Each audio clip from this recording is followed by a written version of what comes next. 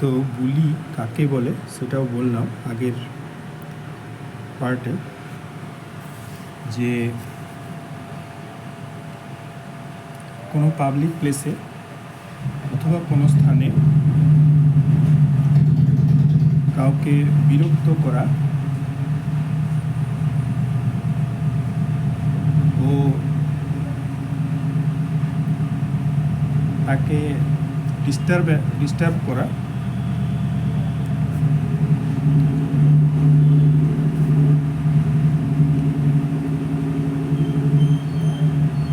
ও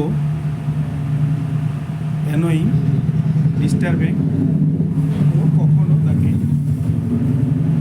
শরীরে touch, bad touch,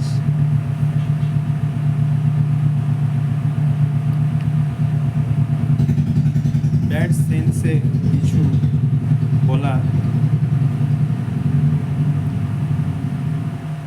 repeatedly বলা,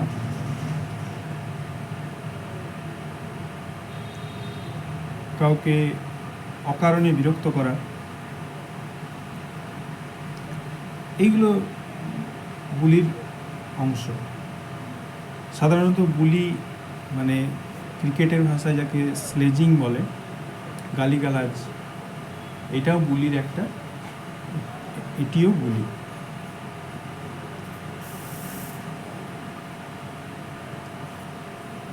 তো আগের ভিডিওতে আমি যেগুলো বললাম যে তারা নিজেদেরকে দুর্বল মনে করে, তোমাকে কোথাও না কোথাও, মানে নিজেদেরকে তোমার থেকে দুর্বল মনে করে, তাই জন্য তোমাকে বুলি করে। এটা হচ্ছে মূল কারণ, এটা হচ্ছে মেন কারণের মধ্যে একটা। তোমাকে একটা হিন্দিতে একটা প্রবাদ আছে যে হাতি যায় বাজার, কুত্তা ভকে হাজার। মানে কি, বাজারে হাতি যখন যায় তখন হাজার কুত্তা তাকে দেখে, কুকুর তাকে দেখে ঘেউ ঘেউ করে। আর হাতি, তাতে কি কোনো ভ্রুক্ষেপ থাকে? হাতি নিজের ছন্দেই সে নিজের কাজ করে যায়।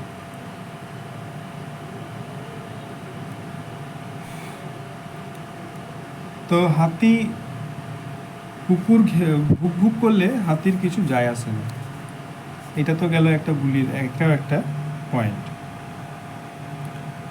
আর বুলির ফলে আমাদের মনের মধ্যে ভয় তৈরি হয় অনেক সময় না, এটা ভয় তৈরি হয়। তখন আমরা রাস্তায় বেরোতে ভয় পাই কোনো পরিস্থিতিতে। তো সেই মুহূর্তে প্রথমত এইটা তারা রেগুলার করতে পারে না বুলি, কারণ একটা বুলিটা করতে হয়। বুলি অটোমেটিক কোনো প্রাকৃতিক বিষয় নয় যে বাইরে বেরোলেই গায়ে যেমন রোদ লাগছে, ঝড়ে বেরোলেই হাওয়া লাগছে, সেরকম বাইরে বেরোলেই যে বুলি হবে, এটা সব সময় হয় না। তারা একটা সার্টেন পয়েন্ট পরে যারা বুলি করে তারাও করতে করতে হায়রান হয়ে পড়ে এবং তারাও বুলি করা ছেড়ে দেয়। এইটা তো একটা গেল পয়েন্ট। আমি সমস্ত দিকগুলোই আমি বলছি, যতগুলো ঘটনা। এরপরে আমার থেকে আরও হয়তো আমি অনেক কিছু জানি না, তো আমি এটা আগে কখনো ফেস করিনি, রিসেন্টলি ফেস করছি। এবং বুলি তাদেরকেই করা হয় যারা সোসাইটিতে যাদের মনে করা হয় যে একটা দৃষ্টিযোগ্য পজিশনে আছে বা স্ট্রং মনে করা হয় তাদের। অ্যাকচুয়ালি স্ট্রং কি নয় সেটা তারপরের ব্যাপার।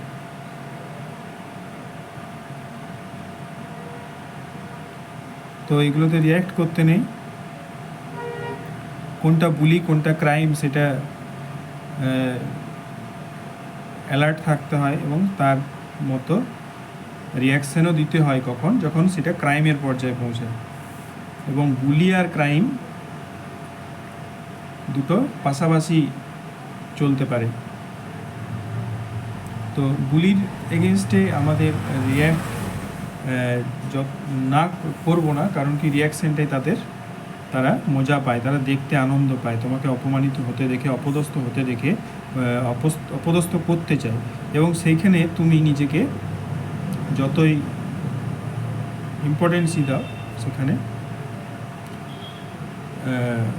তার কোনো ভ্যালু থাকে না। তাই সেখানে চুপ থাকাটা অবশ্যই ভালো। এবং বুলি যারা করছে তাদের মধ্যে একটা ভালো পার্সোনালিটি পার্ট থাকে। এটা আমরা রাগে বা ভয় পেয়ে বা বিরক্ত হয়ে আমরা সেটা ভুলে যাই। কাজেই যারা বুলি করছে তাদেরকে বেস্ট অস্ত্র হলো অ্যাপ্রিসিয়েশন, প্রশংসা। তাদের প্রশংসা করে দাও, কারণ যারা বুলি করছে তারাও তোমার ভালো বন্ধু হয়ে উঠতে পারে এই প্রশংসা করার ফলে। অ্যাকচুয়ালি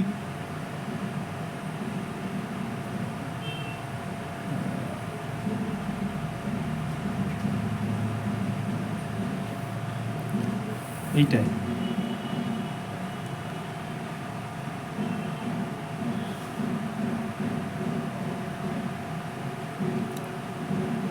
এবং ভয় লাগলে ভয় আমাদের পাওয়া উচিত নয়, এবং একটা আমাদের কন্টিনিউয়াসলি নিজেদের কাজ করা উচিত। যে হয়তো বাইরে যায়, রাস্তায় বেরোতে ভয় লাগছে, একবার বেরোবো, দুবার বেরোবো, 2 দিন বেরোবো, 3 দিন বেরোবো, 7 দিন বেরোবো, 1 মাস হয়তো করবে, তারপরে যারা করছিল তারাও একটা সময় পর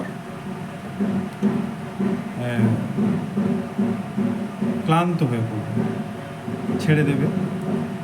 এবং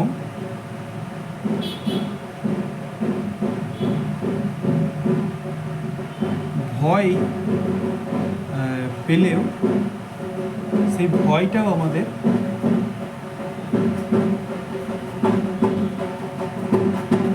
স্বাভাবিকে রূপান্তরিত করতে হবে। মনকে স্বাভাবিক কীভাবে করে সেটা আমাদের, তো যারা জানে তারা তো করে, যারা জানে না তাদের শেখা উচিত। ভয় জিনিসটা হচ্ছে আমাদের চয়েস। অ্যাকচুয়ালি ওরা চয়েস বললে তো বলে দিলাম, কিন্তু এইটা ভয় মানে কি, মানে এইটার অনেক কিছু বলার আছে। তো সহজে বলতে গেলে আমাদের ভয় হলেও আমাদের যাওয়া উচিত, করা উচিত, কিন্তু ভয়ের পরেও আমাদের ভালো লাগা আছে এটাও মনে করে আমাদের বেরোনো উচিত, যে ভয় পেলেও ভালো লাগে। এবং প্রয়োজনে আমরা এগুলো ডকুমেন্টেশন করব। আমি যেমন ভিডিও রেকর্ড করছি সেরকম রেকর্ড করে তার এভিডেন্স কালেক্ট করব, কারা করছে তাদের ইমেজ, তাদের ভিডিও পারলে এগুলো কালেক্ট করে আমরা গ্যাদার করব, এভিডেন্স গ্যাদার করব, এবং আমরা তার প্রয়োজন অনুসারে সেটা যথাস্থানে তার ইউজ করব। সেখানে কোথায় ইউজ করতে পারি আমরা, লোকাল থানায় সেখানে বা দিতে পারি, অথবা কোনো কমিটি, অথবা কোনো পঞ্চায়েত, অথবা কোনো কাউন্সিলর বা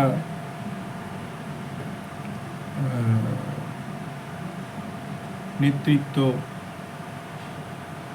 অথবা কোনো অর্গানাইজেশন, কোনো সংগঠন থাকলে সেখানে এগুলো শেয়ার করতে পারি।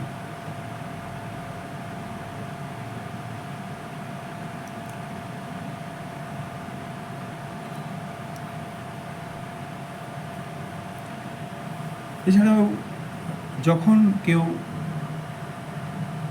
এইরকম করবে, যেমন রাস্তায় যাচ্ছে, যাবার সময় দুজন যখন মুখোমুখি হয়, তখন একজন সাইড থেকে কি কোনো বিরক্তিকর আওয়াজ, যেমন কি চোর বা কোনো অশ্রাব্য গালিগালাজ, একই গালিগালাজ রিপিটেডলি, কিছু দুষ্কৃতী যা মানে সমাজে আছে, মানে কিছু মানুষ আছে তাদেরকে দুষ্কৃতী বললে ভুল হবে, কারণ কি তারা নিজেদেরকে দুর্বল মনে করে, এবং সত্যিই তারা কিছু অংশে পিছিয়ে থাকে বা না থাকে, কখনো করতে বাধ্য করা হয় অন্য কাউকে, তাদেরও সেটা আলাদা টপিক। তো যারা করে তাদের বা যাদেরকে দিয়ে করানো হচ্ছে, কখনো যারা সুখী, যারা অ্যাকচুয়ালি নিজেদেরকে সুখী মনে করে বা নিজেদেরকে স্যাটিসফাই মনে করে বা নিজেদেরকে জায়গায় ঠিক মনে করে, তারা কখনোই বুলি করে না। বুলি একমাত্র এই ধরনের মানুষগুলোই করে, যারা নিজেদেরকে দুর্বল মনে করে।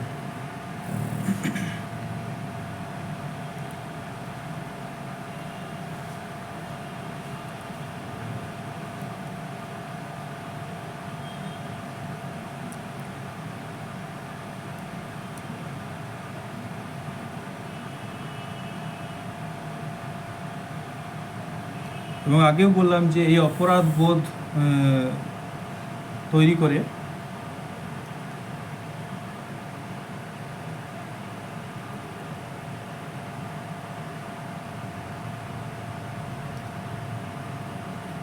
বুলি করা হয়। তো সেখানে আমাদের কিছু করতে পিছুপা হওয়া উচিত নয়। এবং অপরাধ কি নিরপরাধ, এই যে ধর্ষণের যেটা বললাম কনসেপ্ট, এই ধর্ষণের কনসেপ্টটাও আপেক্ষিক। কিছু দেশ আছে যেখানে বিয়ের আগেই সেখানে স্ত্রী ও পুরুষকে এক বিছানায় শুতে হয়, তারপরে স্ত্রী ও পুরুষ দুজনে যদি সুখী হয় তবে বিয়ে সম্পূর্ণ হয়। এবং আমাদের কালচারের মধ্যেও রয়েছে যেমন লিভ ইন রিলেশনশিপ, যেখানে বিয়ের আগে মেলামেশা করে ও ভালোবাসা বিয়ে হয় ইত্যাদি, তার মধ্যে আগেই দৈহিক সম্পর্ক তৈরি করে পরবর্তীকালে বিয়ে করা হয়। এবং সমাজে যে কত কিছু ঘটছে এইটা আমরা চার দেয়ালে বন্দি থাকলে কখনো জানতে পারবো না। আমরা যতটা এক্সপ্লোর করব ততই নতুন কিছু জানবো। সব অপরাধ জ্ঞান করে যদি বসে থাকি তো সারা জীবন আমাদেরকে কিন্তু ওই অপরাধ বোধেই ভুগতে হবে। এবং আমাদের ধর্মেই এই নারী পুরুষের মধ্যে এত বিভাজন বা এত দূরত্ব তৈরি করে রাখা হয়েছে। আমরা যদি অন্য ধর্মের দেখি, মুসলিম ধর্ম বা খ্রিস্টান ধর্ম, সেখানেও একাধিক বিয়ের প্রচলন রয়েছে। আমাদের দেশের আইনেও মুসলমানরা একটার বেশি বিয়ে করতে পারে এবং তার জন্য আইনি প্রক্রিয়াও রয়েছে। কেবলমাত্র আমাদের হিন্দুদের জন্যই এক বিবাহ নীতি প্রযোজ্য। এবং আমাদের দেশেই নারী সুরক্ষার স্বার্থে ও দুর্বলের প্রতি সুরক্ষার স্বার্থে ধর্ষণ ব্যভিচার আইন, বিশেষত ধর্ষণ আইন এত দৃঢ়।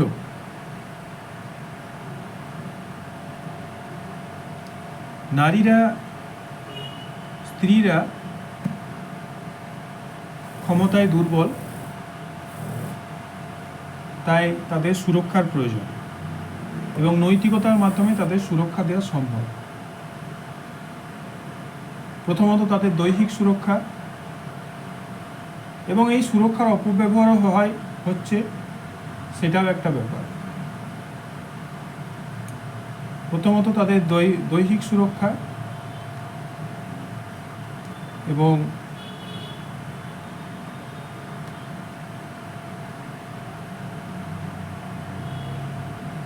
বুলি থেকে তাদেরও এই সুরক্ষা, তাদের ক্ষমতায়ন করা, তাদের ক্ষমতায়নের মাধ্যমেও তাদের ব্যক্তিত্ব, তাদের মনের ভাবকে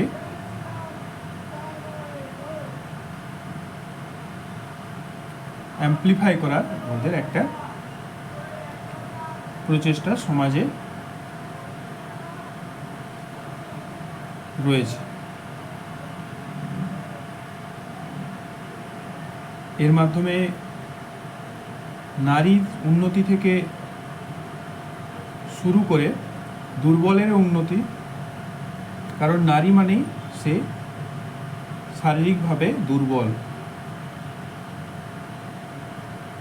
হতে পারে সে সুন্দর, আকর্ষণীয়, লোভনীয়,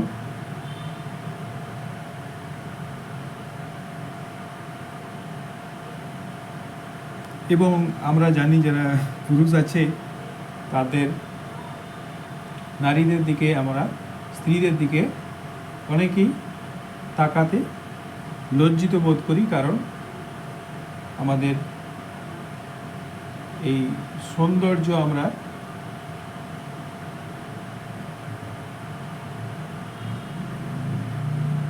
দেখে অভিভূত হয়ে যায় বা মোহিত হয়ে যায়।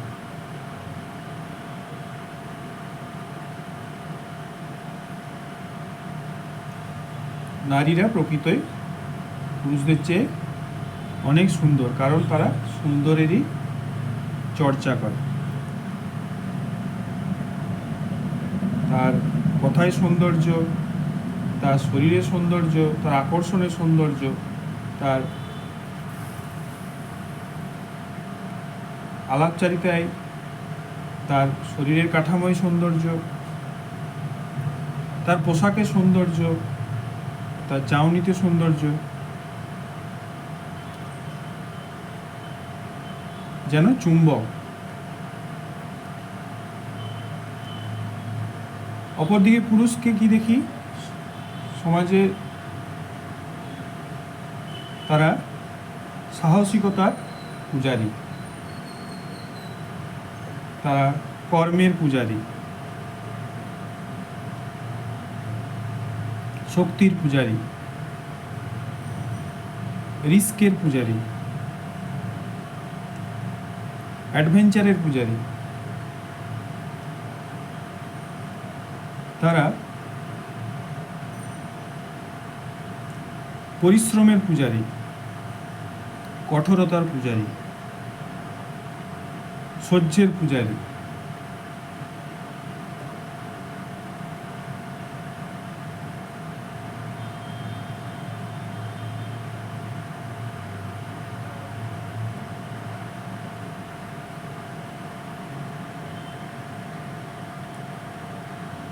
সাধনার পূজারী,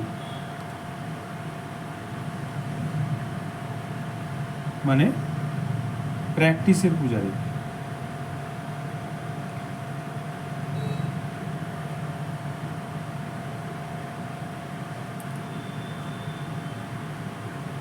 তারা পারফরমেন্সের পূজারী। আর অপরদিকে মন এমন একটা জিনিস যা মেয়েদেরও সুন্দর হয়, ছেলেদেরও সুন্দর হতে পারে, এবং মনের সৌন্দর্য যেটা দেখা হয় না সেটাই অ্যাকচুয়াল আসল সৌন্দর্য।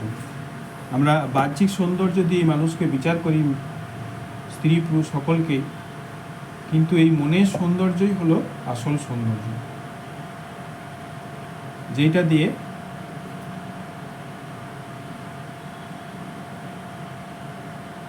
আমাদের কাজগুলো সাজানো হয়, কথাগুলো সাজানো হয়, ঘর সাজানো, ইভেন সব কিছুই মনের পথের মাধ্যমে তৈরি হয়।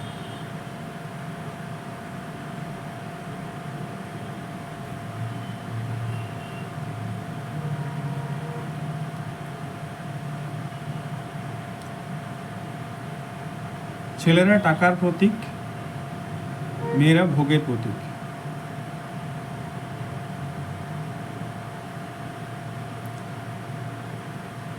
এইভাবে আমাদের সমাজটা একটা দৃষ্টিভঙ্গিতে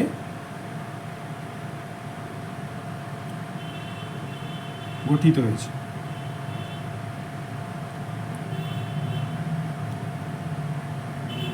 স্বাভাবিকভাবে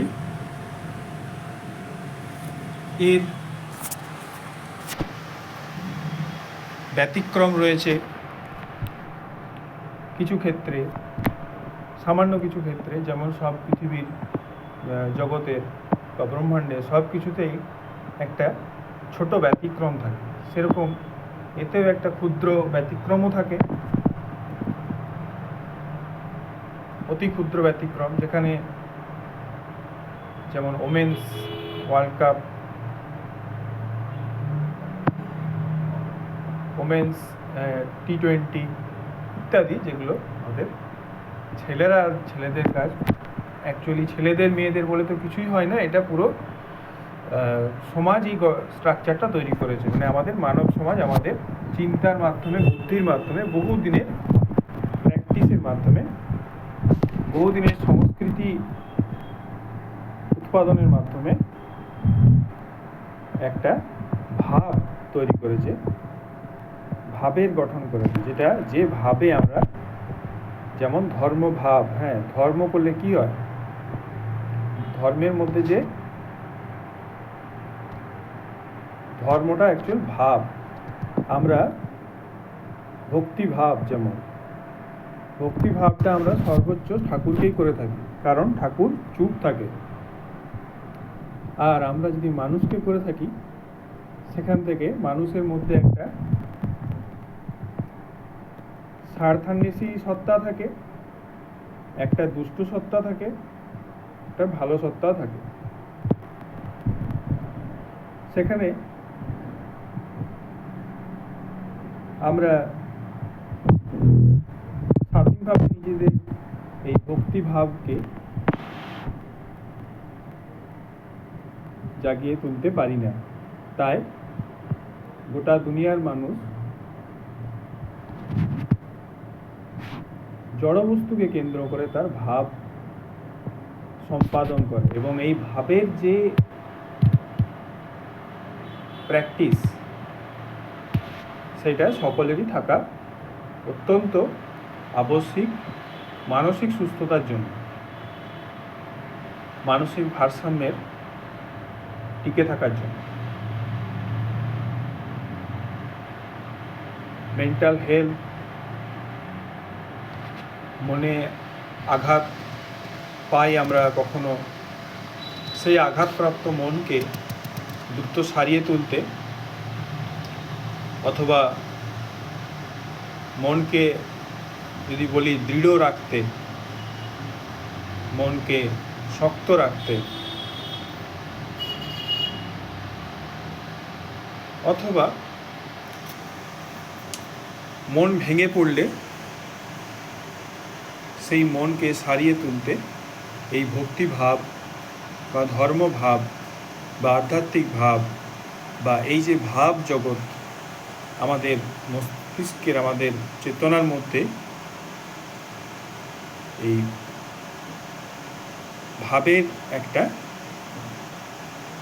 খুব গুরুত্ব রয়েছে, সর্বোচ্চ গুরুত্ব রয়েছে।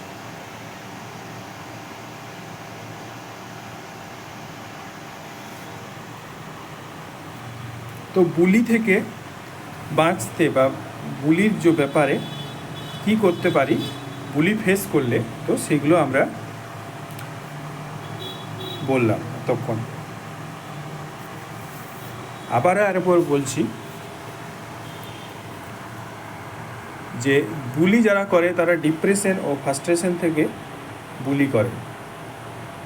তারা নিজেদেরকে দুর্বল মনে করে কোথাও না কোথাও তোমার থেকে, তাই জন্য তারা বুলি করে।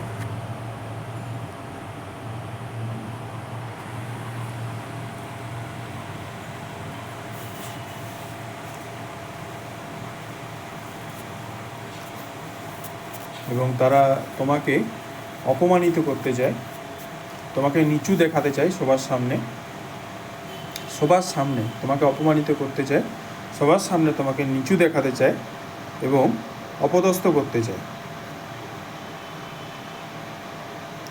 আর তোমাকে সেই অবস্থায় দেখে তারা আনন্দ পায়।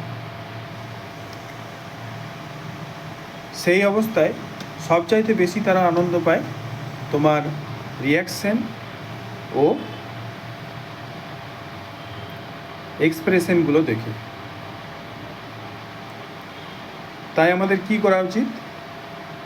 এই রিয়াকশন ও এক্সপ্রেশনগুলো সংযত রাখা উচিত এবং আত্মনিয়ন্ত্রণ এইখানে একটা গুরুত্বপূর্ণ ভূমিকা। আমাদের চুপ থাকতে শেখা উচিত এবং খুশি, আমাদের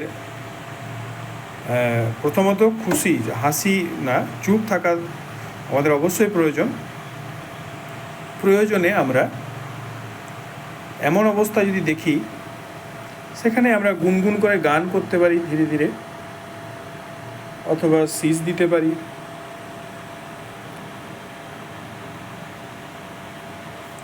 যা অ্যানোয়িং নয়, বিরক্তিকর নয়। বিরক্তিকর আওয়াজ যারা করে সেই মুহূর্তে নিজের মনকে সুস্থ রাখার, খুশি রাখার জন্য, পজিটিভ রাখার জন্য, রাগ থেকে মুক্ত রাখার জন্য এগুলো হেল্প করে।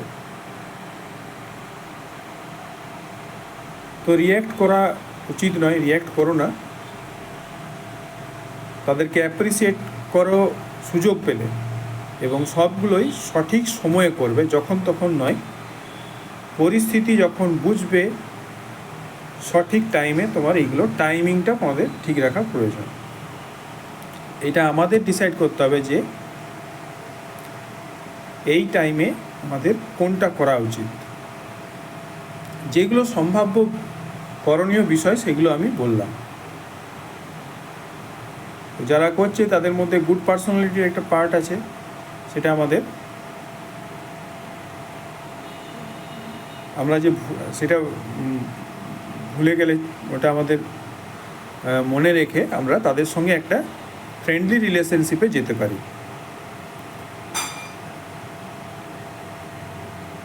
এছাড়াও যদি টক্সিক রিলেশনশিপ হয় সেক্ষেত্রে আমরা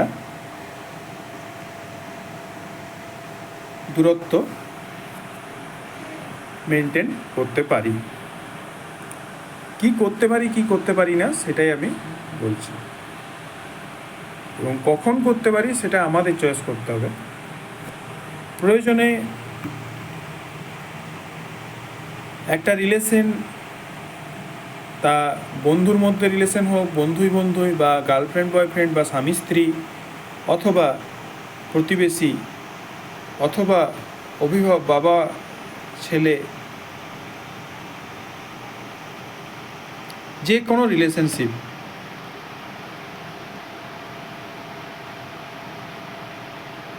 তার অবস্থার পরিবর্তন হতে পারে, এটা আমাদের জেনে রাখা উচিত। তবে হ্যাঁ, অনেকে ডার্ক সাইকোলজি ইউজ করে জেনে অথবা না জেনে। এই যে যেমন তোমার ভয়কে কাজে লাগিয়ে, তোমার ইমোশনকে কাজে লাগিয়ে তারা তোমাকে নিয়ন্ত্রণ করতে পারে বা তোমাকে নিয়ে খেলতে পারে। কাজেই যে কোনো রিলেশনশিপে আমাদের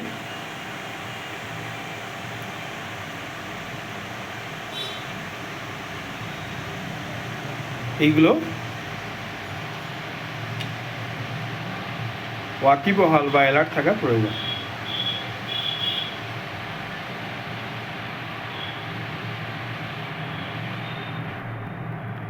প্রয়োজনে আমরা টেক্সট মেসেজ পাঠাতে পারি যারা বুলি করছে, এতে তারা অনেকটা অ্যালার্ট। আমরা পজিটিভলি তাকে মেসেজ করব উইথ অ্যাপ্রিসিয়েশন, মানে প্রশংসা সহকারে আমরা তাকে মেসেজ পাঠাবো। যেমন তোমার সঙ্গে আমার এটা একটা ভালো লেগেছিল, কিছু একটা বললাম, তার সাথে এটাও আমি জুড়ে দিলাম যে তুমি যে এরকম করলে ওটা আমার ভালো লাগেনি। এইভাবে তাকে টেক্সট করতে পারি।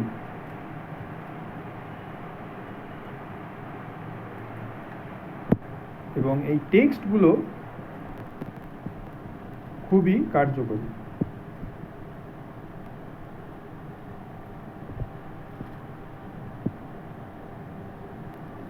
সাথে সাথে এরকম নিজের মধ্যে যদি কোনো কৃতকর্মের জন্য নিজেকে অপরাধ বোধ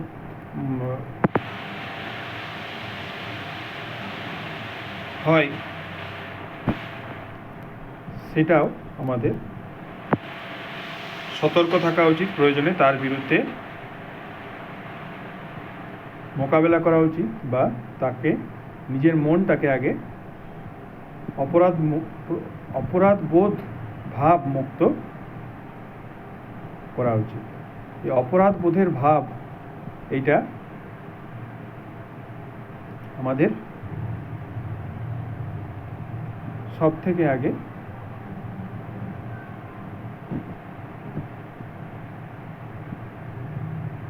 ছেড়ে ফেলা উচিত। ভয়মুক্ত মন এবং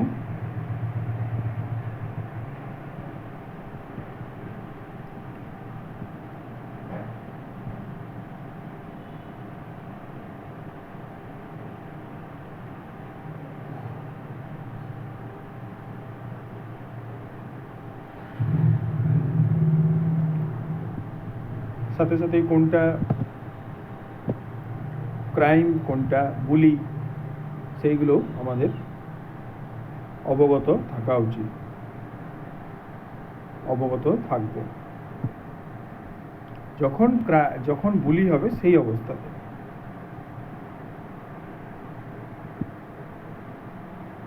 যে না, এটা বুলি না, এটা ক্রাইম, এটা ক্রাইম না, এটা বুলি, এটা তোমাকে রাগানোর জন্য করছে, এটা তোমাকে বিরক্ত করার জন্য করছে।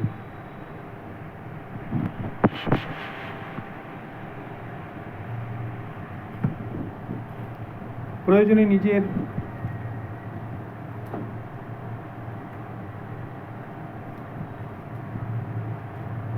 সেলস পারফরমেন্স এখানে বাড়িয়ে ফেলতে পারে, মানে তাকে হয়তো কিছু বিক্রি করার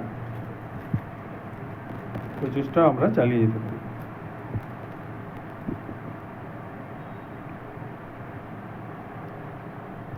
এবং এই বুলি সবচেয়ে বেশি কারা করে? টিনেজাররা। কারণ সেই বয়সে ব্রেন ইমম্যাচিওর থাকে, তাদের অভিজ্ঞতা কম থাকে, তাদের নলেজ কম থাকে,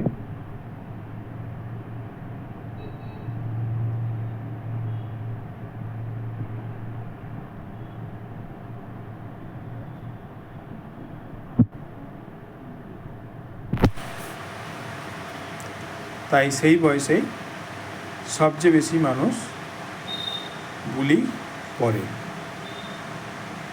এবং সেই বয়সেও বুলির শিকার হয় বটে, এবং বুলির শিকার যে কেউ হতে পারে।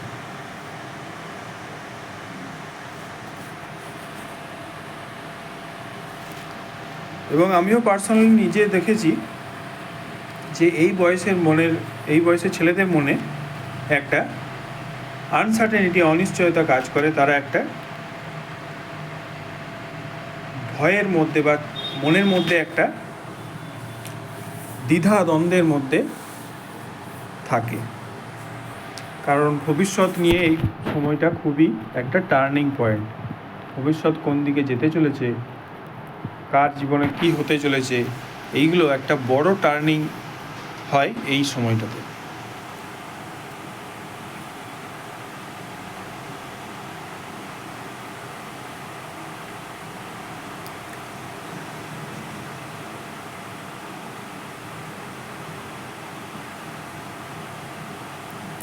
এছাড়াও আমরা মনের মধ্যে চ্যান্টিং করতে পারি, যে কোনো, যেমন হরে কৃষ্ণ চ্যান্টিং, যে কোনো চ্যান্টিং, যিশু যারা আছে, যিশুর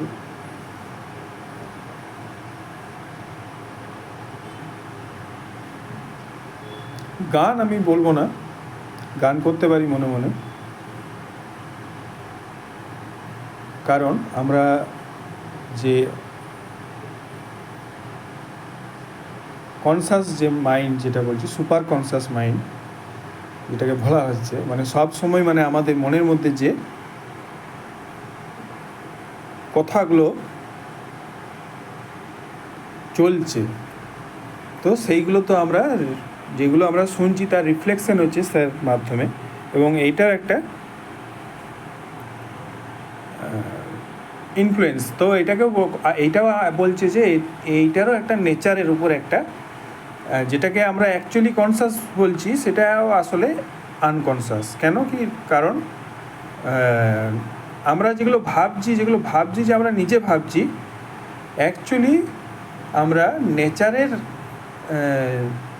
ইনফ্লুয়েন্সে আমরা চিন্তাগুলো আমাদের রিফ্লেকশন হচ্ছে। তো এটা একটা আলাদা পার্ট, বুলির সঙ্গে কোনো পার্ট নেই, কিন্তু একটা রিলেশন আছে যে এই প্রবলেম থেকে বাঁচতে গেলে আমাদের মনের মধ্যে যে এই চিন্তাগুলো, যে খারাপ চিন্তাগুলো যদি আসে, নেগেটিভ চিন্তাগুলো, তো সেইগুলো একটা পজিটিভে কনভার্ট করতে গেলে সেখানে আমাদের চ্যান্টিংটা খুব ভালো কাজে আসে। যে কোনো সংস্কৃত শ্লোক, যারা মুসলিম তারা বলে মনে মনে কোরআনের শ্লোক তারা মুখস্থ করার জন্য পরামর্শ দেয় তাদের। আমাদের ধর্মে এতটা মুখস্থ করানোর দিকে সংস্কৃতি না থাকলেও খ্রিস্টান ধর্মেও তাদের বাইবেলকে মুখস্থ করবার একটা প্রবণতা তাদেরও আছে, আমাদেরও রয়েছে। যারা ধর্মগুরু বা যারা পুরোহিত তারা করে, কিন্তু আমাদের মধ্যে এতটা এই সংস্কৃতি, মুখস্থ করার সংস্কৃতি নেই। কিন্তু এটা করতে পারলে মন সবসময় একটা পজিটিভ ওয়েতে, পজিটিভ রাস্তায় গতিশীল হয়।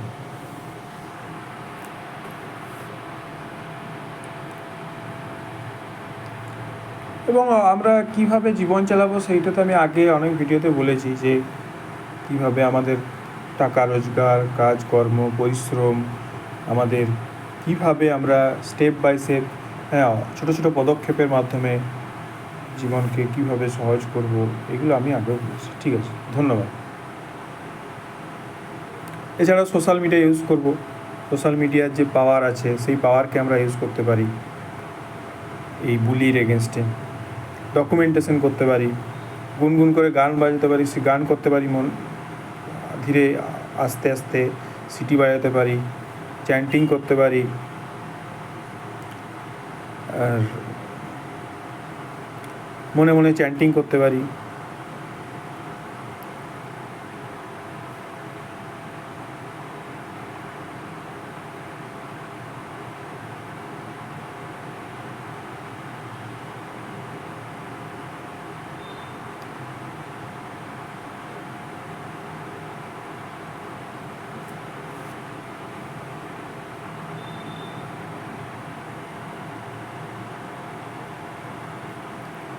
এবং সবচেয়ে মেন পার্ট কি, যে ডোন্ট রিয়্যাক্ট। সেখানে কোনো রিয়াকশন দিও না, প্রয়োজনে সুযোগ পেলে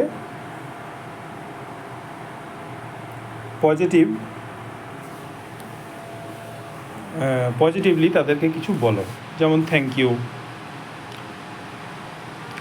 বা তাদের নিজের বুদ্ধির প্রয়োগ করে তাদের সঙ্গে মানে ব্যাপারটাকে হালকা করে দেওয়ার চেষ্টা করবে, হাসি মুখে সেটাকে অ্যাকসেপ্ট করে নেওয়ার চেষ্টা করবে। এছাড়াও তো এগুলো বললাম যে ডকুমেন্টেশন করা, এভিডেন্স রাখো, এবং প্রয়োজনে সোশ্যাল মিডিয়ার ক্ষমতা ইউজ করো। আমি বলছি না সোশ্যাল মিডিয়ায় ছাড়বে কি ছাড়বে না, সেটা তোমার চয়েস, সেটা ছাড়তেও পারো, চাইলে না ছাড়তেও পারো। বর্তমানে সোশ্যাল মিডিয়াতে ছাড়া হচ্ছে অনেকজন, পুলিশে কমপ্লেন করতে পারো, কোনো পুলিশে কমপ্লেন না করতে চাইলেও বলা হচ্ছে যে পুলিশের সহায়তা নাও, তো পুলিশের সহায়তা নেওয়া যেতে পারে। আর কোনো লোকাল কমিটির সাহায্য নিতে পারে।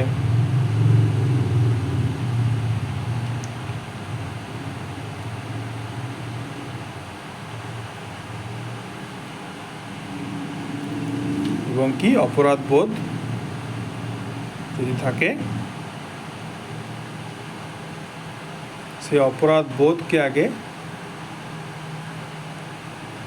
মন থেকে তাড়াতে হবে। কারণ এই অপরাধের যে সিস্টেম, যে ব্রেন ওয়্যারিং কনসেপ্ট, সেটা পুরোটাই ম্যান মেড।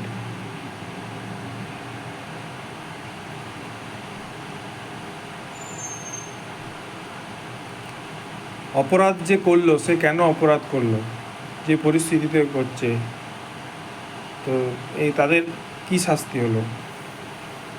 যে অপরাধ করছে, যাকে আমরা অপরাধ বলছি, সে যদি একটা